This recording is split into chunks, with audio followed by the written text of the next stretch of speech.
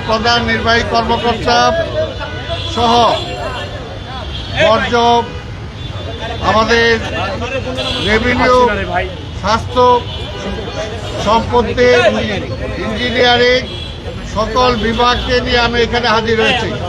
আপনারা জানেন যে আমি দায়িত্ব নেওয়ার পরে আপনাদেরকে নিয়ে বিভিন্ন এলাকায় গণশুনানি করেছি, পাবলিক ডে দিয়েছি, মানুষের থেকে সমস্যা শুনেছি। এখন হলো এতদিন আমি বারবার অনুরোধ করেছি, কিন্তু এখন অনুরোধের পালা শেষ।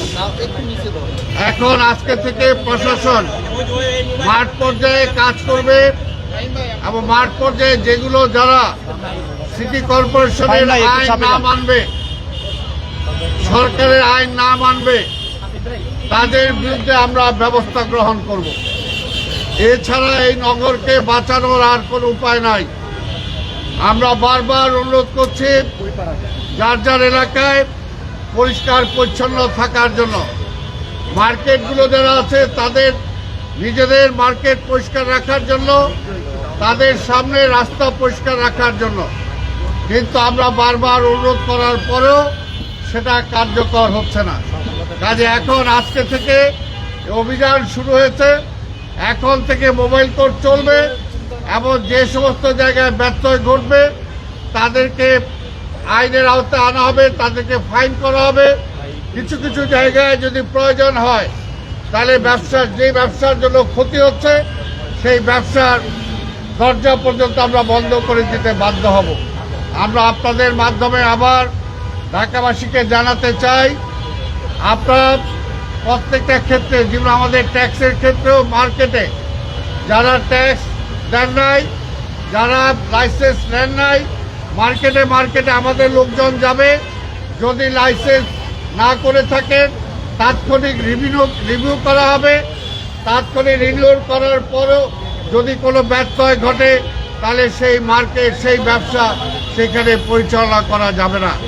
আমি আপনাদের এর আগেও বলেছি, আমরা বারবার 5 মাস ধরে আমি সবাইকে অনুরোধ করেছি, সবাইকে বিভিন্নভাবে অনুরোধ করেছি যে আপনারা সহযোগিতা করেন নগর সিটি কর্পোরেশন যাতে ঠিকমতো কাজ করতে পারে।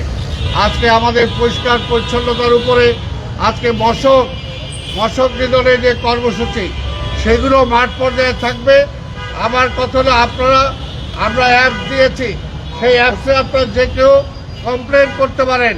কোথাও যদি কোনো কাজের ঘাটতি থাকে, কোথাও যদি আবর্জনা থাকে, ময়লা থাকে, সেটা আপনারা আমাদেরকে জানাবেন। পাশাপাশি আমরা অনুরোধ করব আপনারা নিজেরাও সেগুলো সচেতন থাকবেন, কারণ এই ময়লা পড়ে থেকে 3 দিন যদি পড়ে থাকে, চতুর্থ পঞ্চম দিন সেইখানে অ্যাডিসে মশার লার্ভা সেখানে জন্মায়। কাজে আমরা চাই সবাই সচেতন হন, আর যারা ট্যাক্স দেন নাই তাদেরকে ট্যাক্স দিতে হবে, নাহলে মোবাইল কোর্টের আওতায় আপনারা পড়ে যাবেন। অর্থাৎ আমরা সমন্বিত একটা অ্যাকশন আমরা যেতে চাই। নাগরিক সুযোগ সুবিধাও আপনারা নিশ্চিত করেন, পাশাপাশি আপনাদের দায়িত্ব আপনারা অবহেলা করবেন না।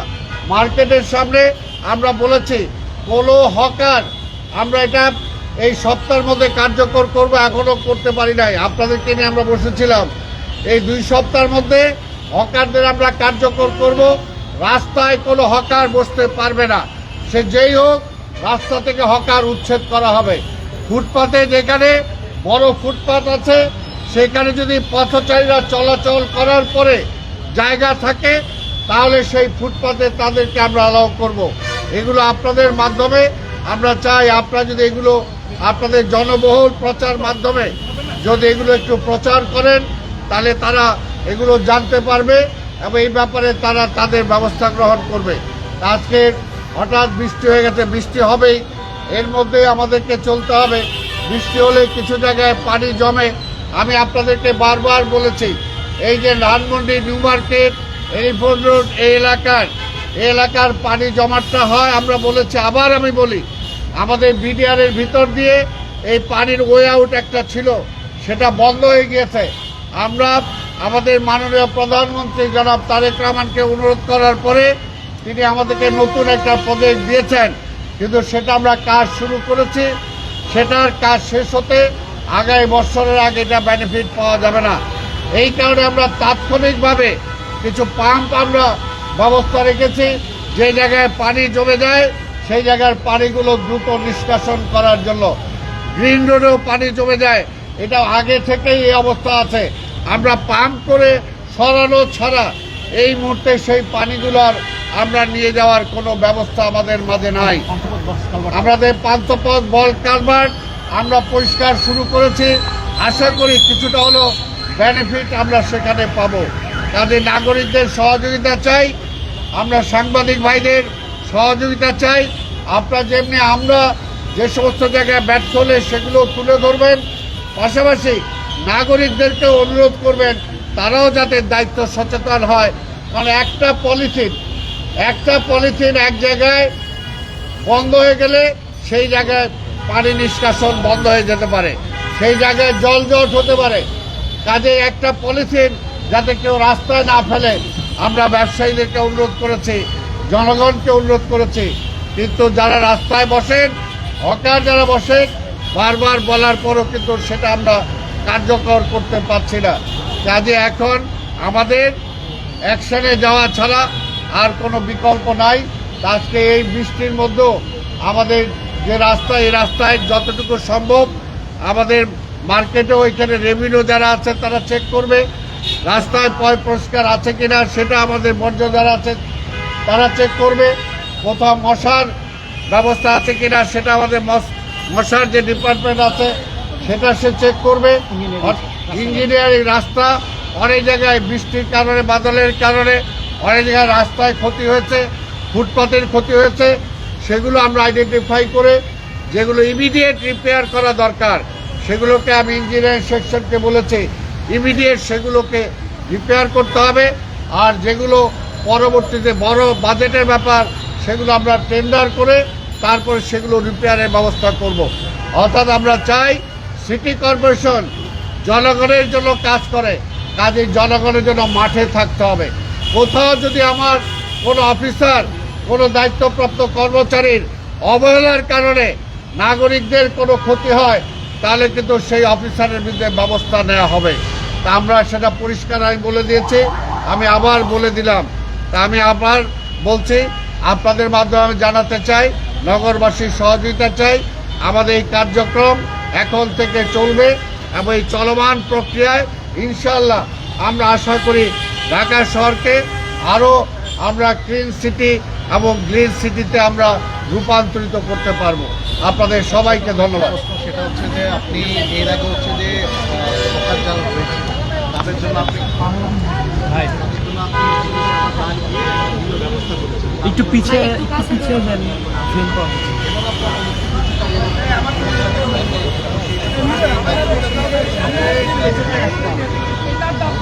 আমাদের হকারদের নীতিমালা ওই দিন আপনাদের সামনে আমি পড়ে শুনিয়েছি।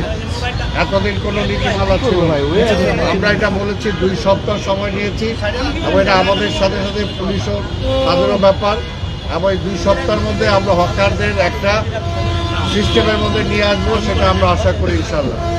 আর আপনি রিক্সার ব্যাপারে বলেছেন, রিক্সারও নীতিমালা আসছে এবং সেই নীতিমালা অনুযায়ী আমরা এই যত্রতত্র রিক্সা যেভাবে চলে সেভাবে চলাচল করতে পারবে না। ঢাকা দক্ষিণে 4টা অঞ্চলে ভাগ করা হবে। এই 4টা অঞ্চলে রিক্সা 4টা অঞ্চলে চলবে, কারণ অন্য কোনো অঞ্চলে যেতে পারবে না। উত্তরে রিক্সা দক্ষিণে আসতে পারবে না, কেরানীগঞ্জ জামরা রিক্সা ঢাকা শহরে ঢুকতে পারবে না। কাজে আমরা অঞ্চল ভিত্তিক ভাগ করে দেব।